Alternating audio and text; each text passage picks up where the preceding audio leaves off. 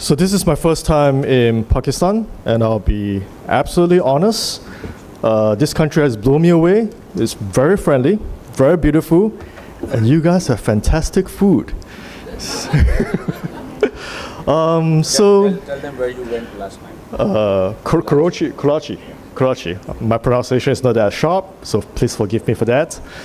So a little bit about myself. I'm Singaporean, and what I do these days as my full-time job, I am a practicing professor on AI-enabled health informatics.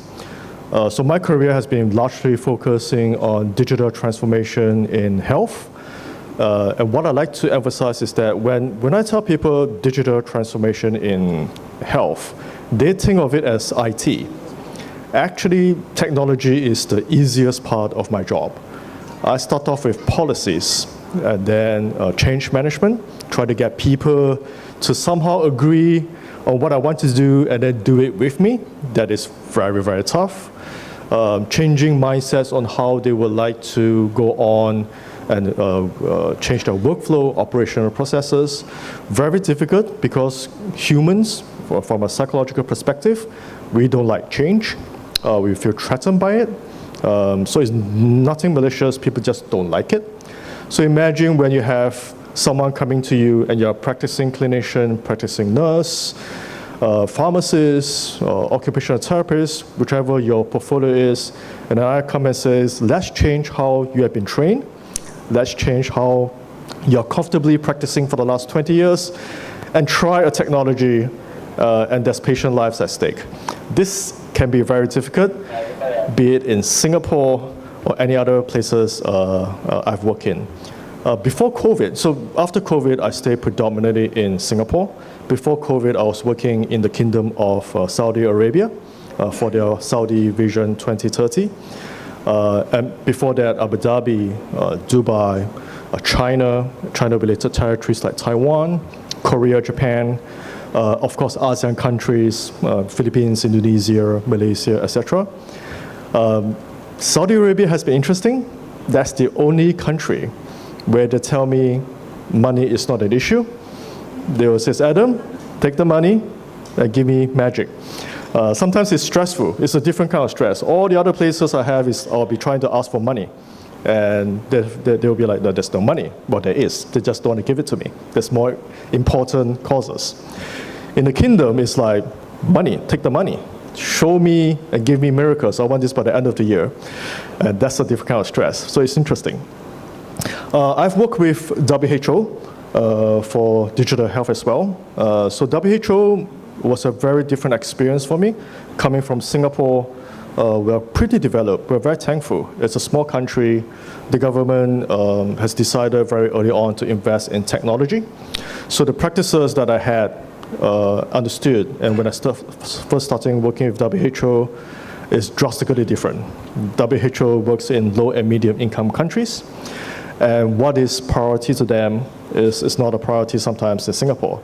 And that changed my perspective a lot. And this is the reason why I try to spend in my free time doing more projects for low and medium income countries. I think the impact is much more greater than developed countries. So I shared this earlier on with someone today. Singapore, we will just go on our own pace. We will get there. The country mechanism will make us get there. You just have to turn up, do your best. In some other countries, turning up, doing our best is not enough. We have to actually educate, empower, and then share knowledge. So that's very important as well. So this goes back to my next point. I love to teach. I spend 40% of my time on education-related work. The rest of my time is actually implementation. That's why I say I'm a practicing professor. Publishing paper is not important to me. Actual real-life projects is more important. So I teach in many countries as well, regions. I'm a full professor over at Swansea University in the UK, specifically for digital transformation in health systems. I work in Taipei Medical University. And I've seen a lot of Pakistani friends in Taipei, which is interesting. It seems to be a very very interesting destination. And of course, other universities not stated here like Hong Kong and South Korea. So enough about me. Basically, I want to let you know that I kind of have an idea what I'm doing, right? So with that, I'm going to go into my sharing. So the topic I'm going to focus on for the next 15 minutes will be AI in healthcare. And I want to do this in a very different manner. I'd like to paint some scenarios to you and see whether they are realistic scenarios. So hopefully you can read from the screen. Basically, I have here scenario 1. I have a patient named Sarah. Sarah is 50 years old, and she has a history of hypertension. And one day she woke up a little bit dizzy, a little bit unwell. Now she's wearing a smart watch, which is synced up automatically, be it by Bluetooth or other applications, doesn't matter. The technology is the simple part. And there's a IoT which is connected with AI algorithm. And by wearing that smart watch, by doing nothing, she wakes up feeling a little bit unwell. Immediately she's prompted that, you're not feeling well, Sarah. I'm going to send your vitals to the hospital. And because there's a baseline data, we have been collecting data on Sarah for a long time, we know that this is not her normal condition. And then at the same time, an alert is sent to her healthcare provider. Continuing this scenario, so Sarah, still feeling a little bit unwell, says, should I call my doctor? Should I arrange for a telehealth appointment? And while she's considering, the AI virtual assistant reaches out and says, hey, we received your vitals. You seems to be not feeling very well based on your baseline data and the vitals we're receiving right now. And let me do a little bit of AI-enabled diagnosis. So do some diagnosis. At the same time, this says, well, I'll suggest that you need a ECG, and then all these are actually sent back to the hospital's electronic health record. Again, Sarah just woke up. She's still in her room, still feeling a little bit unwell. So with the procedure schedule, and you can extrapolate this. You can send an ambulance, you can send a taxi based on the severity of the issue. Right, then she comes up to the hospital because she's already registered. The hospital is expecting her. And based on the severity of the condition, she may be given a quick passage, or maybe she'll wait for a while. But fundamentally, they know she's coming, and they're waiting. So we have robotic-assisted check-in, and then again, further AI-enabled machines to do diagnosis.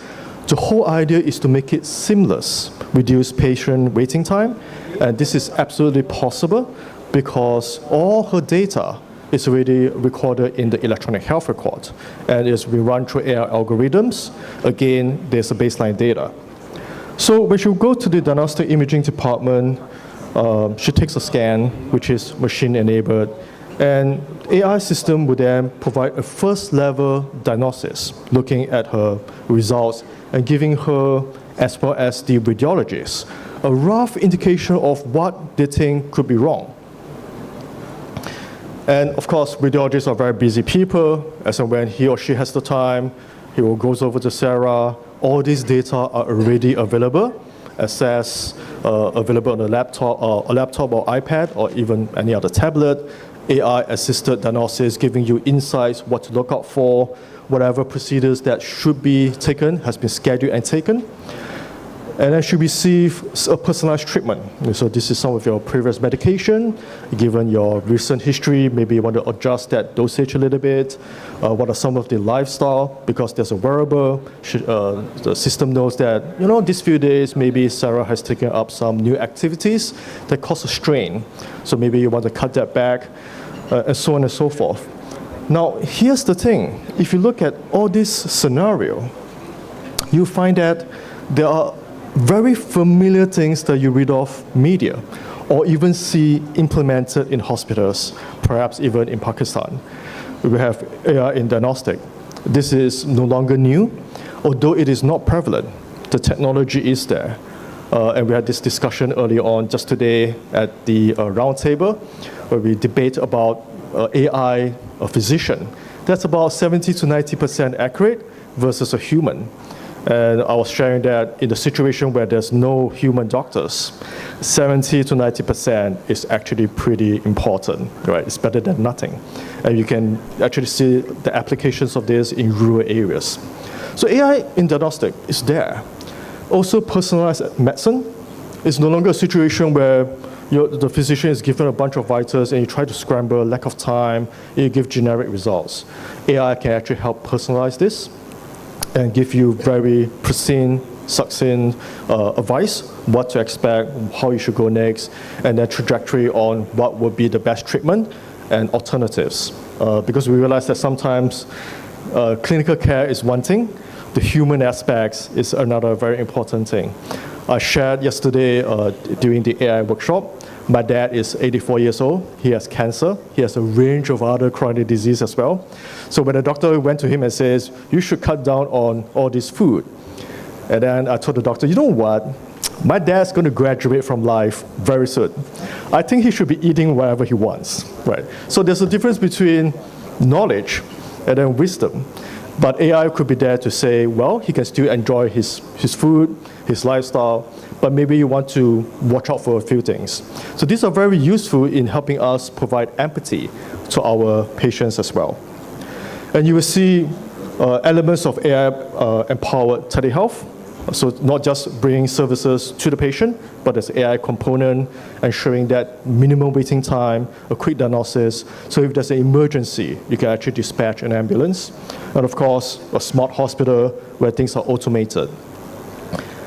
And predictive analytics, the most fundamental of AI, based on baseline data, real-time data, and then the context of things, you can say, hey, the chances are the things are going to progress in a certain direction.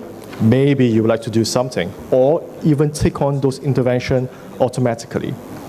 Now here's the thing.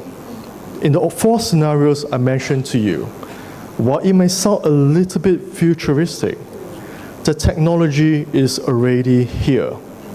We have seen implementations of similar technologies, not necessarily together, but they are already here. So I like this quote where it says the future is already here, it's just not evenly distributed yet. Again, nothing fantastic, it's there, it's commercially available, you can buy it. But technology is not the main problem we have here. It's optimizing processes, it's optimizing clinical workflow, it's getting patients to say, yes, I want it, it's getting doctors to say, yes, I'll provide for it, it's getting governments to say, yes, I'll pay for it. So that is important. Of course, it's easier said than done. Technology is the easy part. I mentioned earlier on when I introduced myself, wherever people hear that I do digital transformation in health, they think of it as IT. I says, no, I start off with policy. That is the most important part because you have to make sure that someone pays for it. But other than that, there are many important elements that we have to be honest with ourselves. For sure, data privacy and security is an issue. It will never go away. We're constantly investing in time, resources, and manpower to ensure that data privacy and security is well taken care of, because fundamentally it goes back to patient trust, which is very difficult to build up, but easily lost. So for those of you who are aware, Singapore went through a major cybersecurity attack before COVID as well. It wasn't a technical issue, it was a human-related issue. So again, technology is there. The humans have to say, yes, we're under attack, what are we going to do about it? There are bias in algorithm. I believe other speakers will be touching on this. I'll just go very quickly on it. Fundamentally, is a lot of these AI systems that we see off the market right now, they are trained with data of a different population. They'll be predominantly white people in other countries, very different culture, very different diet, very different genomes. So their AI model will not be 100% applicable to us. So they're good systems. We just have to take it with a pinch of salt. When we take them over, we'll have to retrain those in context. So it's not so simple as getting a system, put it in, and voila, it works. You still need cooperation of clinical professionals, technology professionals, and so on. Regulation and compliance, I understand that this is something that Pakistan as a country is looking into it. And you know what? every country in the world is also looking into it. So it's not that you're behind. We are at the same or similar starting point. AI is new. Nobody knows what's going on. Well, we have a rough idea what's going on, but we're not sure how it will turn up. So we had interesting conversation yesterday and this morning, and I love the quote that AI is the best thing that happened to AI, can be the worst nightmare if you don't know how to control it properly. I believe Dr. Soho will be sharing more of that later. And job displacement. This is interesting. From yesterday to this morning, there's been a lot of voices asking, will AI replace us? Will it make us jobless? I personally don't think so. I'm not sure about 20 years from now after I retire, but as of today, I honestly don't think so. It is a great tool, but it's not going to displace us. It's going to make us better healthcare professionals. It's going to enable technology, it's going to enable healthcare to reach people that we can't at the moment. And it's a sad situation. The technology is there, the healthcare services is there. Do we need a luxury healthcare to everyone in the country? No. But can we provide essential healthcare services using technology to everyone in the country? I think it's possible. We just have to work a little bit more on it. And of course, accountability. This is where the ethical concern comes in. Where does the responsibility lies? Just because I'm using AI to perform a diagnosis, does it mean that I can say, I don't know, blame the manufacturer? Don't think it works that way. So we must have new ways of regulation coming in and saying that as the physician, and this is why you won't be replaced, as a physician, you're using a tool. The final judgment is up to you, whether you want to make that call or not. So it's similar to my example earlier on with my father. The medical doctor says, you should stop taking X, Y, and Z. And my dad says, you do realize I'm dying, right? I might be gone tomorrow. Why are you depriving me of my last enjoyment? He was still smoking every other day, 40 sticks. And I was looking at him and said, you're going to get cancer, right? And he says, yeah, I have cancer, right? So let him enjoy a little bit. Of course, there are other aspects that we can look at. AI and genomics. A lot of our focus these days is on the healthcare aspects of things. Because every one of us is a little bit different, genomics is an area that we should also look into. So in Singapore, we have the SG 100K initiative, where the government is starting to sequence citizens. Of course, not everyone. We are taking good sample sizes because we have a mixed diversity of ethnicity group. We want to make sure that it's not just providing healthcare, it's providing healthcare that has the best return on investment. So this is where we need to look at our genome sequencing and say, yes, certain medical intervention works so better than the others for certain population. So we cannot have a one-size-fits-all situation. AI augmented human intelligence. Right now, a lot of the AI that we have, if you know the technical term, is prompt. You have to go to the AI and say, tell me, help me. So going in the future, you could have a situation where it could be, of course, within permission, automated intervention. And I mentioned this before, it's not just the IT professionals, it's not just the healthcare professionals. We have to come together and work as a team to implement this. This is not just technology and health, it's also ethics, it's also technology, it's also environmental, which is the next point, because we're using a lot of electricity. It's also infrastructure. So it's something that is this dawned upon us, the next revolution. The question is, how do we embrace and utilize all these tools to help us better in delivering healthcare services to the people that matters. With that, I end my presentation, and I'd like to leave to you that AI is not just a tool. It is a transformative force. Think of it as a colleague that you're working with in this journey to provide greater healthcare to our population. Thank you.